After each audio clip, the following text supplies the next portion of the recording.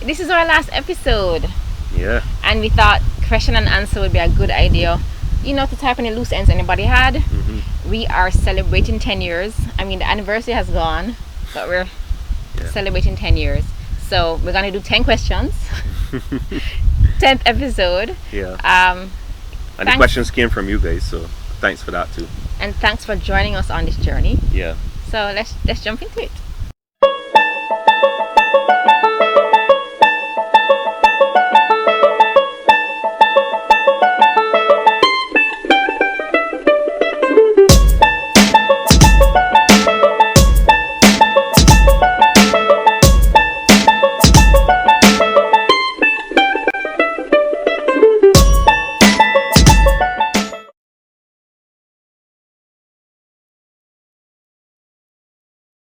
So our first question was, do you want more children?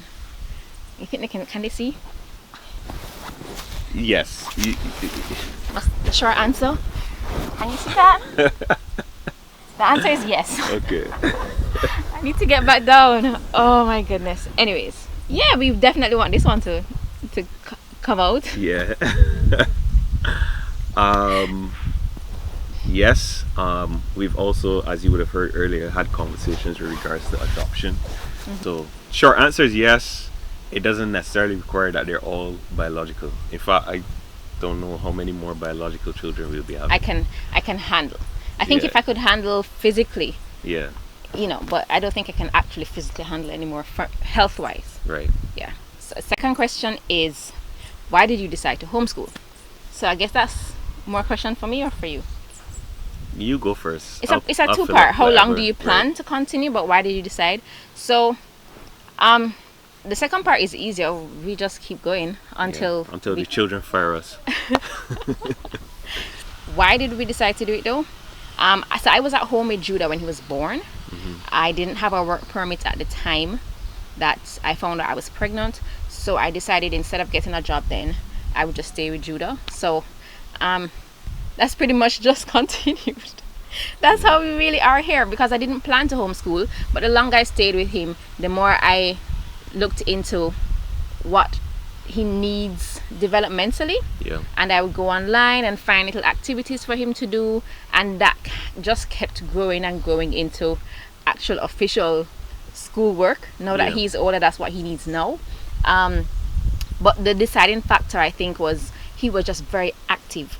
And I didn't think that it would fit into the school system that I know of in the Caribbean, where you are required to sit behind a desk and sit still and be quiet. I didn't think it was going to work. I thought that they'd probably have to use disciplinary measures to get him to sit down and be quiet as a 4 or 5 year old. And I was like, I don't think that's okay. He developmentally just being a child needs to run around and needs to move. So I just kept going with him with that. So the more research I did in terms of what should I do with him all day, I came upon Christian curriculum, and it was wonderful to find things that were Christ-centered and that went in line with what we wanted him to learn. Mm-hmm. And that would also be different to what would have been taught in school. Yeah. So those were the two big things. As like Aleeca was saying, as things were naturally taking this particular shape with our own family, I personally just started to recognize the opportunity we had to be at the forefront of discipling and raising our children. Mm-hmm. And it seemed like an advantage that for me was like, I don't think I want to let go of this, right? With regards to homeschooling. So I kind of was like, wow, I never thought about the access we have to shaping and molding our children's lives if we do this way. And it, really and it kind of was like, well, I am happy to take this direction. Question number 3: has there ever been a moment of doubt about this relationship being for life? I'd say yes. Wow. As in a moment of doubt, yes. There's always gonna be rough patches or times when you're just like, is this actually gonna work? Is this gonna keep going? You know, what will be the breaking point? I try not to dwell on them or make them take root. Yeah. Yeah, I think that's the best way to say it. I don't let it take root. I think about you leaving me. I don't necessarily think a lot about, yeah, boy, done with this kind of thing. Maybe because I'm just the one who causes all the problems. Anyways. Or that's the one that, because I'm the one verbalizing. Maybe. But yeah, I think that's the only place where that kind of doubt comes in, that one of these days Aleeca is just gonna stop putting up with me. It's gonna be.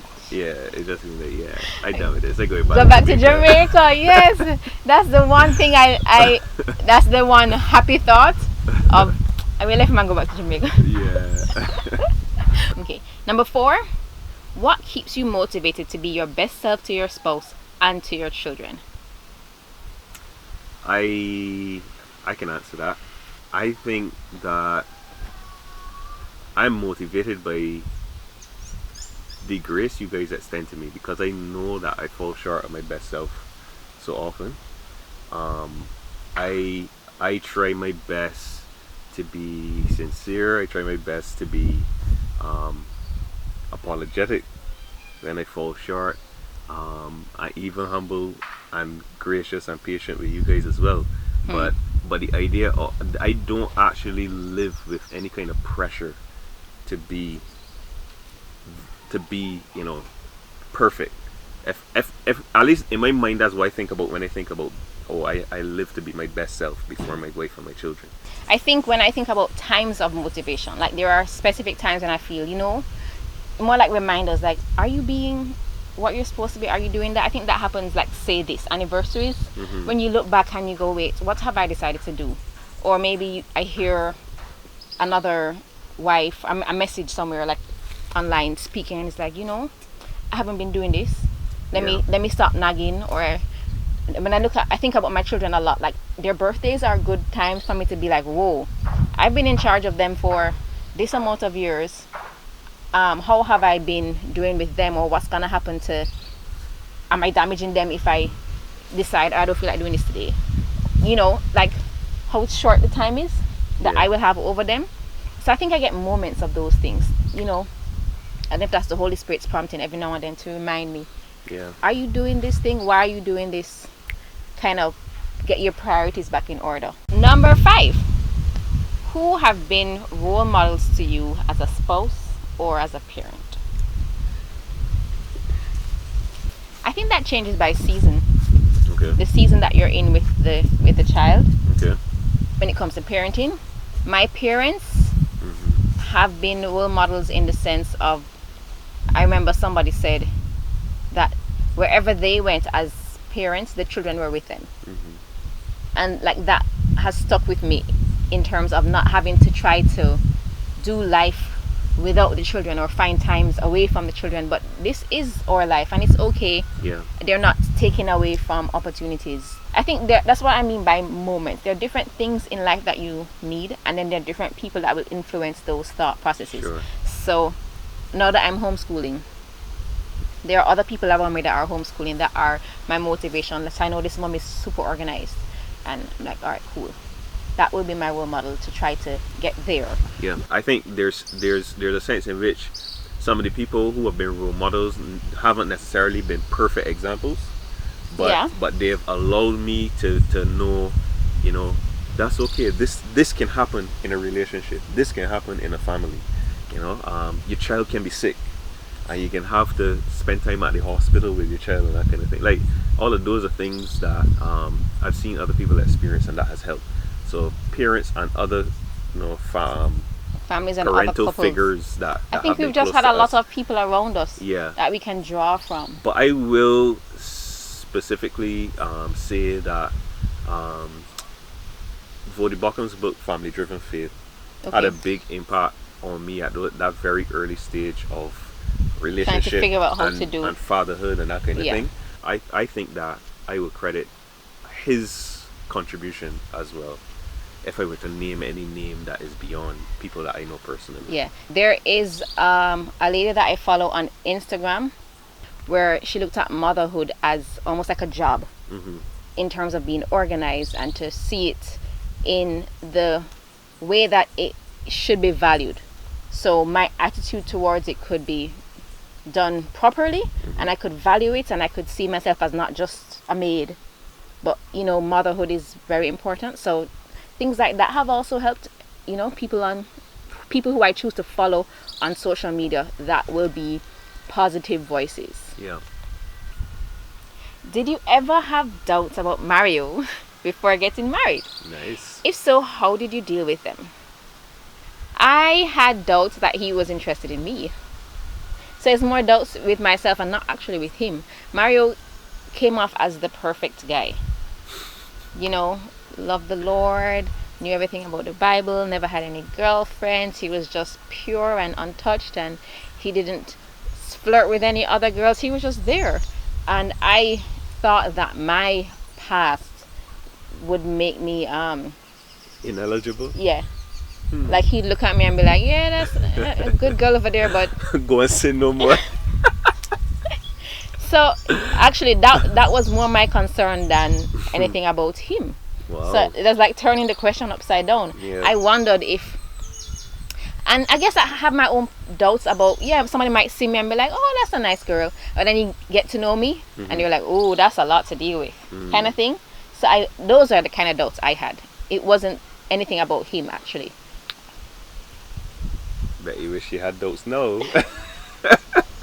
If only I know. Number 7, how do you establish and maintain boundaries as it relates to space and alone time from each other, and I guess from the children as well?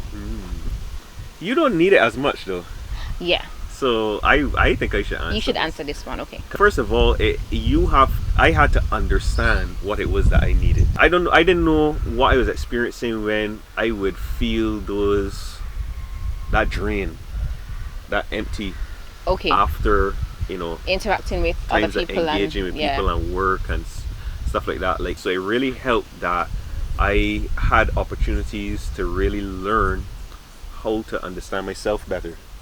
And in understanding myself better, I was able to say to Aleeca, you ever notice that I do this thing, or that I get real grumpy at this point in time and that kind of thing?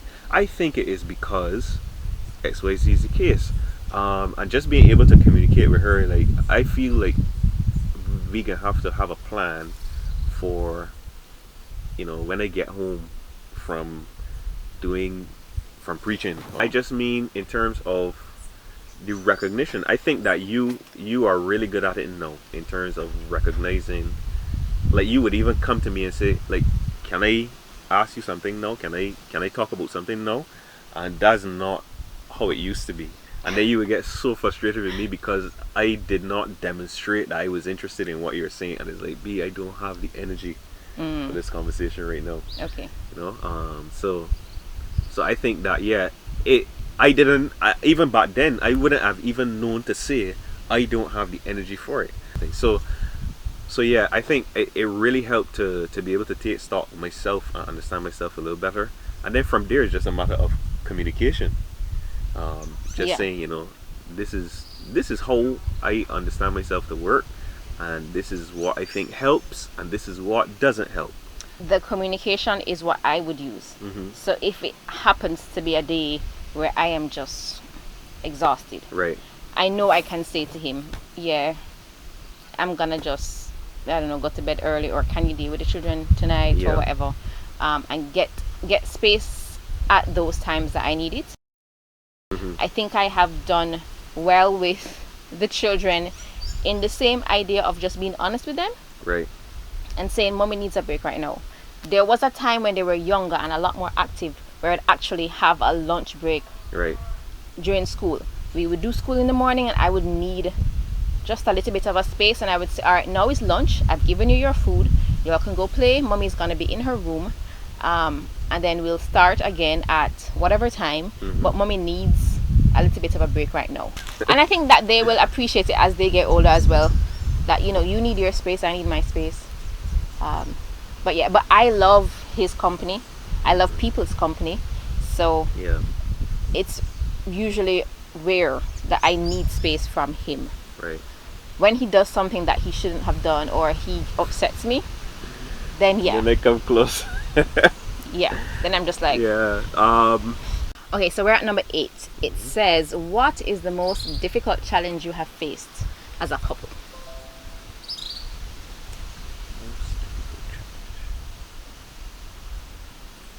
Probably answering this question. um, You know, we mentioned little foxes before, and I think we put a lot of work into trying to deal with the things before they become too big. yeah. I guess the sex thing took a long time, Yeah. but it feels like such a long time ago. Like, it doesn't feel like a thing now. Right. I guess we faced it and we got over it, but it was a difficulty. Yeah. I mean, I feel like there are still areas that we are trying to grow in terms of relating to each other. Yeah, for sure. So it doesn't feel like there is a particular mountain. Like one thing, it just feels like this thing and that thing and that thing. We're just trying to figure out all of the things. We're not great at loving each other all the time, and it's just something that we have to, like you were saying, catch the little foxes. You know, address those things, be praying. I think there's still, it may not sound like the thing that people are expecting as an answer to this question, but we are still really not doing well at having worship together as a family be kind of like foundational in our relationship. That's true. Together, and as parents of our children, that's still something that we struggle to be consistent with, or when we slack off with it, like it doesn't seem to phase us as it ought to. I think that's still an area of challenge for us, something that we know we want to be a part of, how we relate to each other and how we conduct our family. That is not quite where it ought to be. Number 9. How do you say no to your spouse? No. like that. No. It's a loaded question in terms of what do we do when we disagree, right. or even how do I approach you if I don't. Sure. If I. Yeah. So when it comes to disagreeing with Aleeca, there are a couple of things I am not afraid of, not worried about, like I'm confident in. One is that Aleeca loves to know that she's making the decision from a reasoned or reasonable position, right? She doesn't like to be accused of being emotional, or she doesn't like to be accused of just doing things arbitrarily. Everything she does has a reason. So that means we can reason it out. We can have that kind of conversation about something if we disagree. There's a but coming. No, and the other thing that I am confident in is that she trusts my judgment. So if I communicate to her, listen, I hear you and I understand what you think, but I want you to really consider taking my perspective on this, and I think we ought to do it this way. A lot of times I say that, and I mean earlier for sure I used to say that and expect to be ready to defend it real hard, and she would go, okay. or sometimes I will look like I disagree, because I don't want to look like I've been defeated and go and do exactly what he had said that before. is the part that's up to today I'm not used to that. Like she would be, I will feel like I still gotta help her to see this thing, and then you look around, she doing it the way that I said like, that we alright, you don't do need it. to rub it in.